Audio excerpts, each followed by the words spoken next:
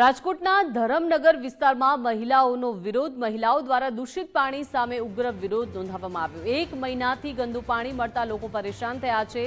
બાળકો અને વૃદ્ધો દૂષિત પાણીથી બીમાર પડી રહ્યા છે. મેયરને રજૂઆત છતાં સમસ્યાનું કોઈ જ નિરાકરણ નથી આવ્યું. તંત્રની બેદરકારી સામે મહિલાઓનો આક્રોશ છે.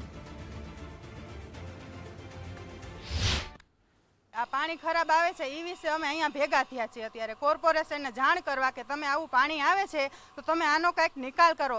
આટલા ટાઈમથી અમે રજૂઆતો કરીને થાકી ગયા છીએ. વોર્ડ ઓફિસની જઈને થાકી ગયા છીએ. રામાપીર ચોકડી વોર્ડ ઓફિસ છે એમાં જઈને તે છતાંય કોઈ નથી આવતું પૂછવા કે નથી કાંઈ આમાં સગવડ કરી દેતું અમને કે તમે સારું પાણી પીઓ. પણ ખરાબ પાણી જેને મોકલવું છે કોઈ જોવા નથી આવતું, પૂછવા નથી આવતું તમે જીવો છો કે મરો છો.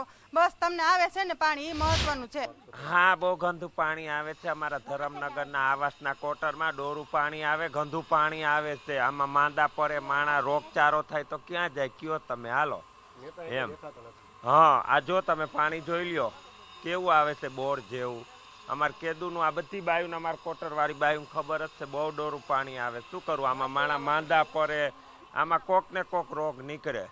એટલે મારે કેવું એવું જ કહેવાનું થાય નગરપાલિકા વાળાને કે તમે પાણી ચોખ્ખું દો. જીવાત આવે છે, હરપોલિયા થાય છે, અને તમે આવીને ટાંકામાં બધે જોઈ શકો છો.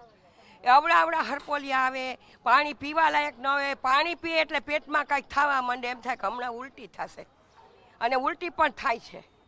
હવે આ કેવી રીતે જિંદગી જીવી? અમારા જેવા વૃદ્ધ માણસ કેવી રીતે કરે? ઓફિસે જઈ ન શકે, અહીંયા કોઈ જવાબ નથી દેતું.